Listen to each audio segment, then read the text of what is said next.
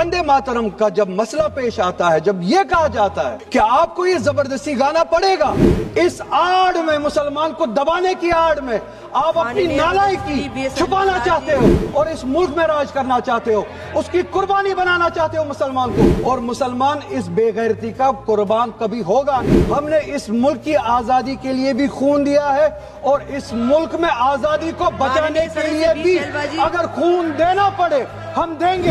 हमने उनके साथ भी लड़ा है, आप जैसों के साथ अगर 1000 साल तक भी लड़ना पड़े हम लड़ेंगे। सब्र करो, सुबह से इतने लोग बोलते आ रहे हैं तो जवाब सुनने का भी मादा रखा करो। आप गाए, हम एहतराम के लिए खड़े हो जाएंगे, मगर हम पे थोपिए मत। आप ये चाहेंगे कि हम भी गाए, मुमकिन ही नहीं है, हो ही नहीं सकता है। मजहब, धर्म इटर्नल आइडेंटिटी है, इटर्नल बिलीफ। हिंदू के हिंदू होने की आजादी और इसी तरह से मुसलमान के मुसलमान होने की आजादी, और वो आजादी आप मुझसे छीन नहीं सकते हैं, किसी भी नाम पे नहीं छीन सकते, किसी भी दबाव में नहीं छीन सकते। कोई भी दबाव मुझे मजबूर नहीं कर सकता। आपके लिए आपका दीन, मेरे लिए मेरा दीन। नेशनल सॉन्ग वंदे मातरम पे डिस्कशन हो रहा है सुबह से, और मैं ये समझता हूँ कि इस मुल्क में इस नेशनल सॉन्ग के साथ किसी का ना एतराज है, ना कोई दो राय है।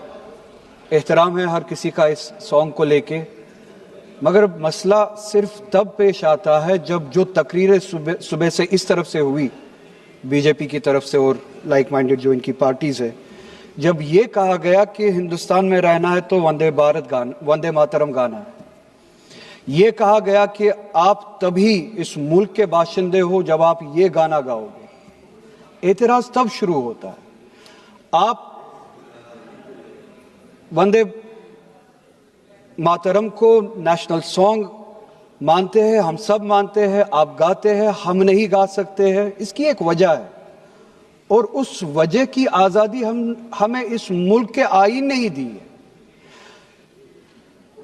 कभी कभार कुछ मामलों में दो चीजों के दरमियान क्लैश होता है, एक नेशनल कॉन्सेप्ट और आपकी रिलीजियस फेथ, और ये यूनिवर्सल है, इटर्नल फैक्ट है, चाहे किसी भी मजहब से कोई भी वाबस्ता हो, मुसलमान हो, हिंदू हो, सिख हो, वो इटर्नल आइडेंटिटी अपने मजहबी अकीदों को मानता है, वो प्रायोरिटी अपने मजहबी अकीदों को देता है। मैं एक छोटी सी एग्जांपल दूंगा। इस मुल्क में सिटीजनशिप छोड़ने की तादाद लाखों में है पिछले कुछ सालों से, उसमें मेजॉरिटी हिंदू धर्म से वाबस्ता लोग हैं जिन्होंने दूसरे मुल्कों में सिटीजनशिप ली।